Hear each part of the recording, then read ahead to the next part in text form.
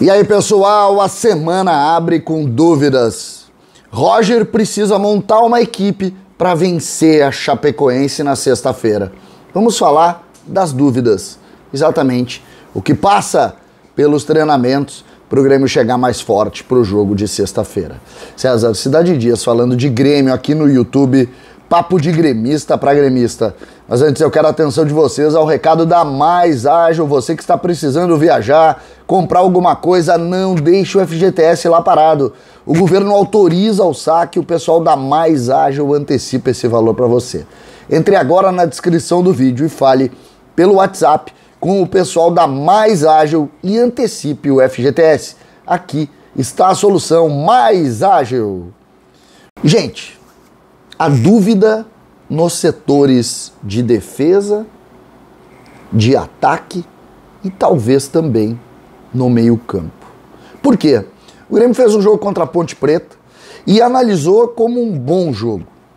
O Grêmio dominou o adversário, o Grêmio não permitiu chances ao adversário, o Grêmio criou soluções, principalmente defensivas, muito sólidas, e as coisas não aconteceram apenas lá no terço ofensivo, quando o Grêmio deveria ter criado mais e deveria ter vencido a Ponte. Não venceu. Mas a análise geral não é ruim.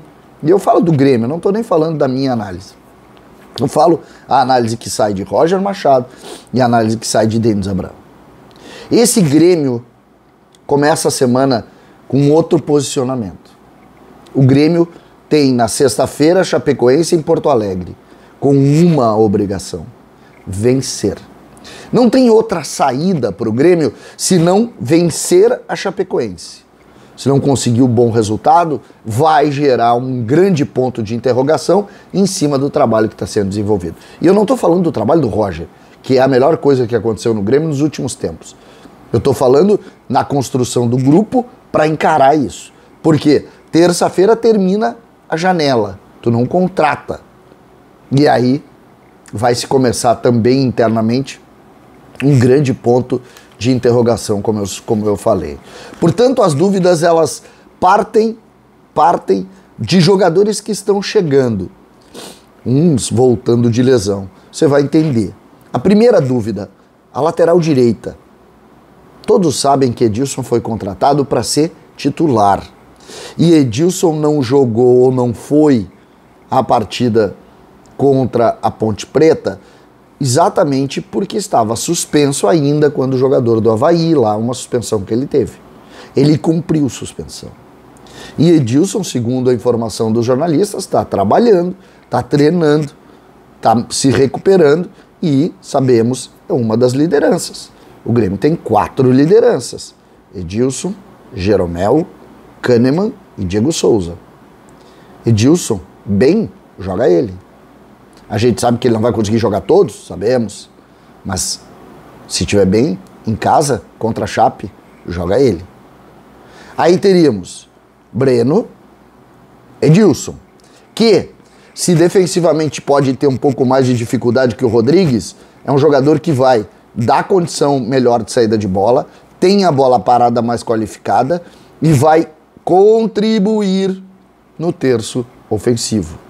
Chega perto da linha de construção e vai ajudar principalmente o Campaz nessa tarefa de tentar jogar.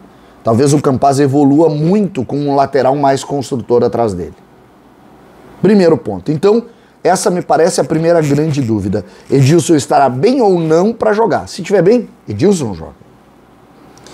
Vamos para o ataque. Depois eu venho para o meio porque eu tenho uma questão para colocar para vocês. Mas vamos para o ataque. Porque a informação que corre nesse início de semana, o Grêmio se representa com a ideia de poder colocar em campo Diego Souza. E aí se posiciona a dúvida no ataque. Diego Souza joga, se estiver bem, recuperado da lesão muscular? Me parece que sim. Qual seria o time com o Diego Souza? Campaz pela direita. Não parece, não gostei do Campaz, tá? Não gostei do Campaz. Acho que o Campaz tem que produzir mais do que está produzindo. Mas Campaz na direita, titular. Na esquerda, Ferreira. Quem é que jogou na frente lá? Elias. Quem foi o melhor atacante do Grêmio naquele dia? Elias. Aí entra Diego Souza, sai Elias. Você não pensa, você entendeu o que eu estou pensando. Sai o melhor. Para entrar o Diego Souza pela simples composição. Ou Campaz não conseguiu produzir, vamos valorizar o que o Elias fez. Tira o Campaz, joga o Elias para a direita. Ou Ferreira foi muito individualista, mexe com o Ferreira e joga o Elias para a posição dele, que é a extrema esquerda, e passa o Ferreira para a direita. Dúvidas. Dúvidas posicionadas em cima exatamente da necessidade do Grêmio de colocar primeiro os melhores para jogar. E depois, dentro dessa construção do 4-1-4-1, de um time que tenha força ofensiva para vencer o jogo. Se Diego jogar, se Diego estiver bem, Diego joga. Então já são duas posições que me parecem importantes da gente avaliar. Duas delas. A lateral direita e o centroavante. A dúvida fica se Elias vai para o banco ou se vai se tirar um dos lados para Elias entrar. Por fim, e essa aí é uma dúvida só minha, porque essas duas que eu coloquei para vocês é a discussão que todos estão tendo. Tá? A discussão praticamente todos estão tendo é essas duas dúvidas para o jogo que o Grêmio vai enfrentar contra a Chapecoense na sexta-feira às 19 horas na Arena.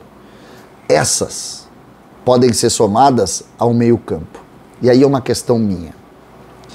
O tripé com Vijaçante, que está sendo muito elogiado, com Lucas Silva e com Bitelo, que não para de evoluir. Bitelo não para de evoluir. Ele tá assim, ó. Essas dúvidas, essas constatações dos três, do tripé, elas ganharam uma vírgula no jogo contra a Ponte Preta. Por quê?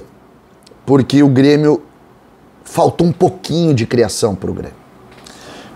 Precisava o meio-campo ter contribuído mais para a linha de frente. E dentro disso, e aí é coisa minha, não é nenhuma informação, pode haver alguma situação envolvendo o Lucas Silva, que é elogiado também, tá? Mas por que eu estou colocando isso? Porque o Grêmio precisava de um pouco mais de criação ofensiva. E em cima disso tem um outro jogador que também, assim como o Bitelo, ganha elogios internos, entra normalmente em momentos piores do jogo, diferente do Bitelo que começa no ritmo do jogo, entra, mas dá contribuição efetiva também, que é Gabriel. E não me parece absurdo imaginar que a gente possa ter uma mudança nessa estrutura, com o Grêmio atuando com Vijaçante, a dúvida entre Lucas Silva e Gabriel e Bitelo. E aí, aquelas questões envolvendo o ataque que eu já coloquei para vocês. Eu tiraria as duas primeiras dúvidas como claras, definitivas, que nós vamos ter na solução da semana. A terceira é uma coisa da minha cabeça, mas me parece que a gente tem que discutir também, porque o Grêmio tem que ser um pouquinho mais propositivo, precisa criar um pouquinho mais com o meio campo. Com o Lucas Silva, Vijaçante e Bitelo, a gente viu que o Bitelo vai lá na frente. O Lucas não consegue, o time fica todo ele virado para a esquerda, exatamente pela força que o Ferreira representa e a sua individualidade, e também pela maneira como o Bitelo está jogando, que acaba centralizando tudo. O Grêmio precisa ter isso também pelo lado direito. E acho que com o Gabriel ele pode ter. Então,